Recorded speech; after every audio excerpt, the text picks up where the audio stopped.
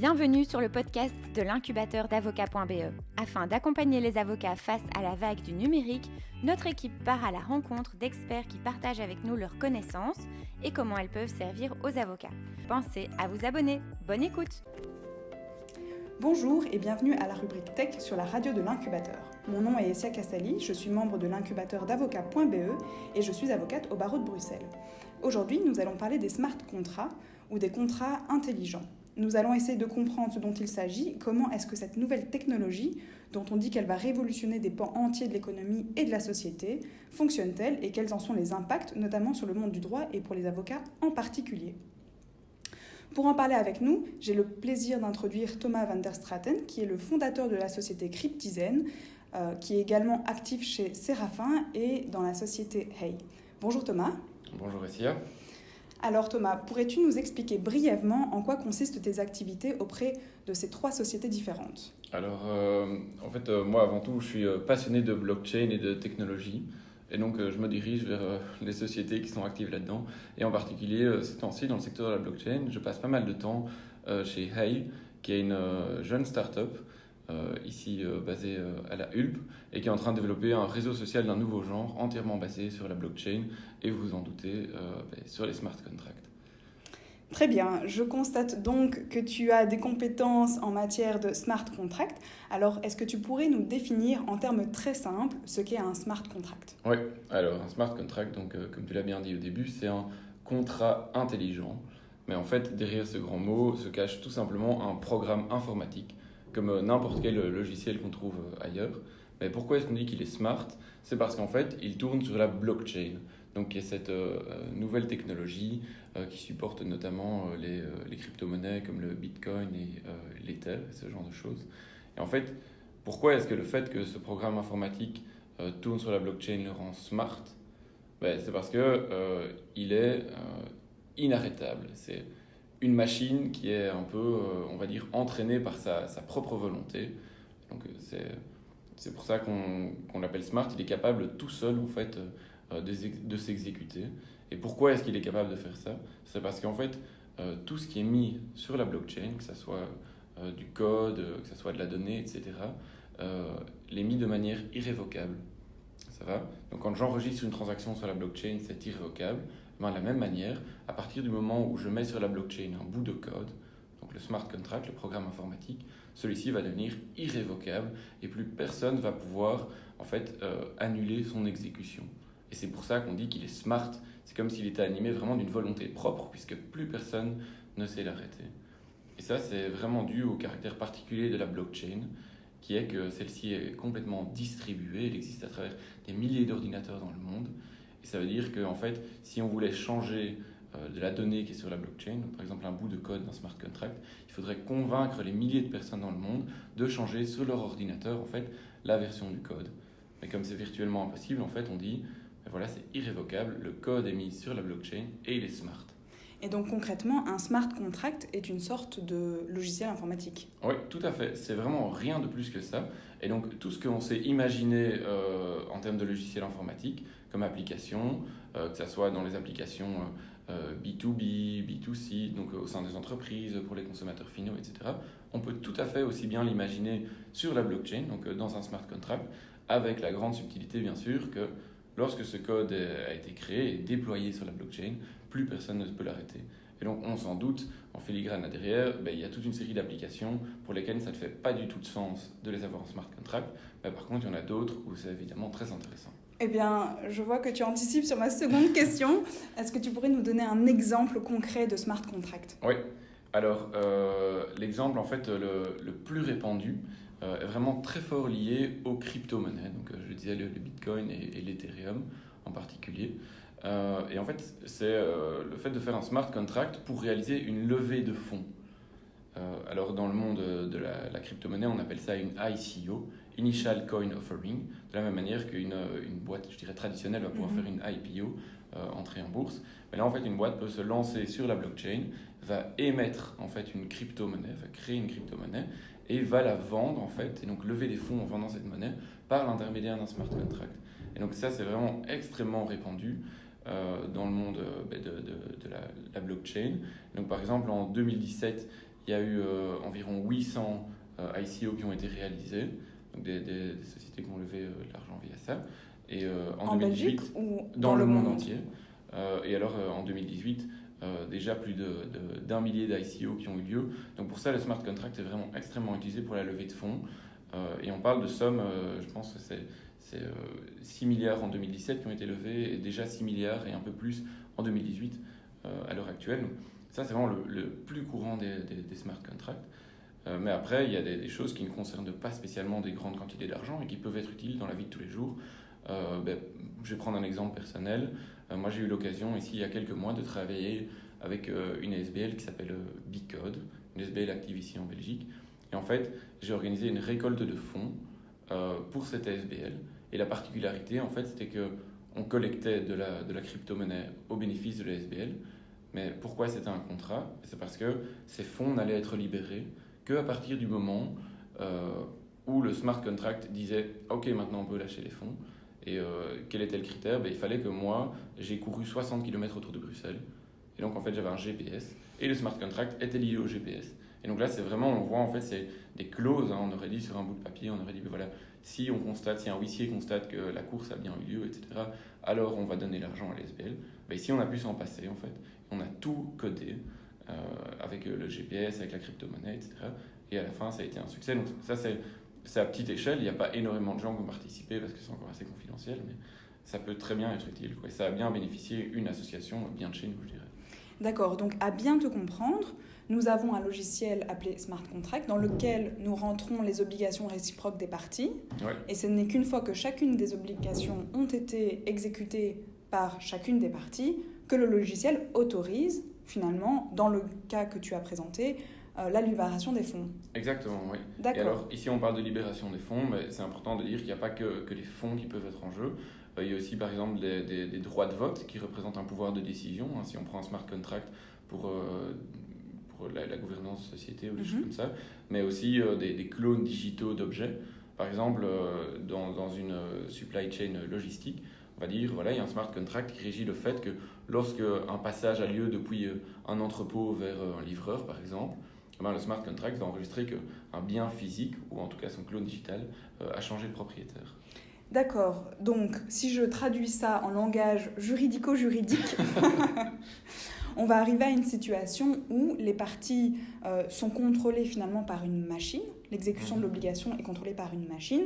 Et c'est la machine qui va dire, donc le logiciel informatique, le smart contract, va dire « Vous êtes libéré de votre obligation, merci à l'autre contractant d'exécuter sa propre obligation. » Tout à fait. J'avais eu l'occasion de me renseigner un petit peu sur les smart contracts de mon côté avant de venir t'interviewer. Et j'avais vu qu'en matière d'assurance, on avait parfois une application de smart contract. Oui. Comment est-ce que ça fonctionnerait finalement?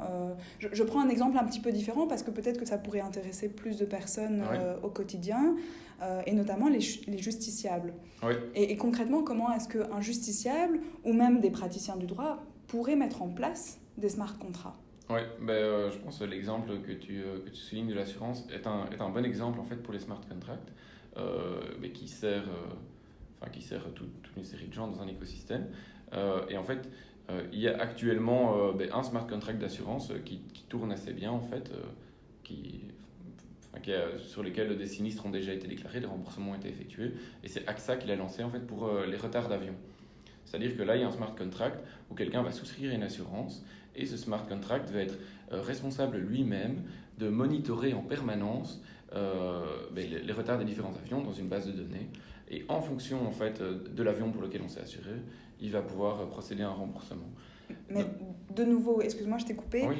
De nouveau, quand je traduis ça en langage juridico-juridique, la compagnie d'assurance ne pourra plus opposer d'autres moyens en disant « mais en fait, si mon avion a eu du retard, c'est pour des raisons tout à fait indépendantes de ma volonté. Je ne suis donc pas responsable de ce retard et donc je refuse de vous indemniser. » En fait, avec les smart contracts, on va arriver dans une situation où tout est objectivisé. Mais oui, c'est ça. Et il n'y aura plus de discussion possible. Oui, et alors parfois, évidemment, catastrophe. Parce que faire dans un cas de force majeure? Comment aller expliquer à un ordinateur qui a eu, je ne sais pas, une grève générale ou quelque chose comme ça, On ne peut pas tout prévoir et tout coder. Et c'est pour ça qu'en fait, les smart contracts ont encore aujourd'hui un champ d'application assez restreint, et j'aime bien le mot que tu disais, c'est seulement les situations vraiment objectivisables. Donc vraiment, ça doit être très objectif, très noir ou blanc. Voilà, il y a eu un breach ou pas d'un contrat, et en contrepartie, voilà ce qui va se passer. Et donc, pour le reste, ils sont peu efficaces. C'est pour ça, je pense que les avocats, en fait, n'ont pas trop de soucis à se faire, puisque je pense que leur plus grande valeur ajoutée est dans ces situations qui sont justement nuancées, où il y a beaucoup de complexité, des facteurs humains, etc. Et où ça nécessite d'avoir beaucoup de discernement et d'expérience passée. Et là, les smart contracts, en tout cas, avant très longtemps, ne seront pas capables de gérer des situations comme ça. Mais en pratique, comment est-ce que ça fonctionne ? Est-ce que c'est chacune des parties qui vont cliquer sur un onglet de leur ordinateur en disant « l'obligation a été exécutée » ? Est-ce que c'est via, je ne sais pas, connecté à notre compte bancaire qui voit qu'un virement a été fait ? Comment est-ce que ça fonctionne concrètement ? Eh bien, c'est vraiment comme n'importe quelle application. Je dirais ça peut soit devenir d'un input particulier quand un utilisateur doit appuyer sur un bouton, par exemple déclarer un sinistre, ou alors ça peut être le smart contract de lui-même qui va monitorer une donnée et va réagir en fonction en fait, de cette donnée. Et finalement, en fait, le code va s'exécuter vraiment tout seul. Et c'est ça sa grande particularité, son grand avantage pour les tâches bassement administratives, etc. Tout roule, je dirais. Mais évidemment, dès qu'on a envie de sortir un peu d'un process standard, alors le smart contract a moins d'utilité. D'accord. À quoi est-ce que les avocats et de manière générale les justiciables devront-ils être attentifs lorsqu'ils vont décider d'utiliser des smart contracts ou lorsqu'on va leur en proposer un par une grosse société ? Bien, là, il faut d'abord faire la différence entre les smart contracts qui sont publics, c'est-à-dire visibles de tous sur une blockchain publique. Donc, c'est par exemple le réseau Ethereum. Et puis, les smart contracts qui sont sur des blockchains privées et donc qui fonctionnent au sein d'une entreprise. Parce qu'une entreprise peut très bien décider d'utiliser, avec d'autres entreprises, un consortium, d'utiliser la blockchain pour améliorer la performance des opérations. Et en fonction de ça, ce à quoi on doit être attentif va être fort différent. Dans le public, en fait, le principal, c'est avant de dire, comme un contrat normal, en fait, avant de le dire, je le signe, c'est vraiment de bien comprendre toutes les subtilités. Et alors, évidemment, les smart contracts ne sont pas écrits dans un langage déchiffrable facilement par les humains, c'est du code. Et donc, il n'y a pas n'importe qui est capable de lire ce code. J'ai même envie de dire que c'est parfois plus hermétique qu'un contrat ou des conditions générales. Et donc, l'important est de en fait, se référer à notamment des experts qui vont faire un audit du smart contract et dire « Ok, je mets mon label smart contract, on peut lui faire confiance ». Je suppose quand même qu'avant de s'engager, on a un document classique. Non, où on même définit, même pas. On a simplement des critères généraux sur vous devez faire ça comme obligation, en contrepartie de quoi je ferai ça. Libre à l'émetteur du contrat de faire ça et de le documenter, mais libre aussi de juste dire mais voilà, en fait j'ai ce smart contract qui vit à telle adresse, parce que ils sont référencés par des adresses, comme un numéro de contrat. Va regarder le code et tu me dis si tu veux par exemple investir chez moi. Mais j'ai une anecdote assez frappante par rapport à ça justement, où moi j'ai personnellement participé à une ICO où en fait là il y avait plus ou moins un contrat papier, je dirais en tout cas un PDF qui expliquait voilà, la levée de fonds va terminer fin mai, et alors je me dis génial, la levée de fonds va terminer fin mai et peut-être que peu après j'aurai déjà du retour sur investissement. Et en fait, je n'avais pas fait assez attention au code du smart contract en tant que tel. Et il s'est avéré qu'en fait, celui-ci permettait de prolonger indéfiniment la période de la levée de fonds. Et en fait, ce qui s'est passé, c'est que la levée de fonds, juste le jour avant, fin mai, elle a été prolongée encore de 1 mois. Et donc là, c'est vraiment un exemple frappant où on ne peut pas faire confiance directement au papier parce que ça n'a rien d'engageant. Finalement, c'est seulement le smart contract qui fait office, qui est legally binding, je ne sais pas comment dire au mieux. Et finalement, on doit s'en remettre à lui. Et moi, voilà, je travaille dans ce secteur-là. Et même moi, je n'avais pas vu qu'il y avait en fait cette clause, quoi. D'accord. Donc, il faut faire attention. Je t'écoute parler. Il y a beaucoup de choses qui me viennent à l'esprit. Mais c'est extrêmement intéressant, en tout cas d'un point de vue juridique, de t'écouter parler. Mais finalement, si on conclut un petit peu ce dont on parlait, Existe-t-il selon toi un domaine de prédilection pour le développement des smart contracts et quels en sont les développements aujourd'hui? Oui, alors le domaine de prédilection, en tout cas là où ça marche le mieux pour l'instant, c'est vraiment tout ce qui est lié au mouvement de fonds financiers, donc dans la crypto, quoi. Ça marche très bien. À côté de ça, il y a pas mal tout ce qui est les droits de vote, la gouvernance, en fait du corporate housekeeping, où là ça trouve vraiment tout son intérêt. Et je pense que c'est ça qui va finalement faire décoller les smart contracts, une plus grande adoption par les entreprises, etc. Et après, il y a des choses un peu plus parfois ésotériques, telles que notamment les jeux de hasard. Fonctionnent très bien. En fait, on peut organiser une loterie à l'échelle mondiale sans être agréé par quoi que ce soit comme organisme. Donc voilà, il y a de plus en plus de choses. Parfois, c'est même un peu douteux. Je suggère aux auditeurs d'aller voir Legal Fling, qui est une application smart contract dans un domaine assez marrant. Voilà, j'en dis pas plus. Mais voilà, les développements aujourd'hui, en fait, on le voit, ça part vraiment dans tous les sens.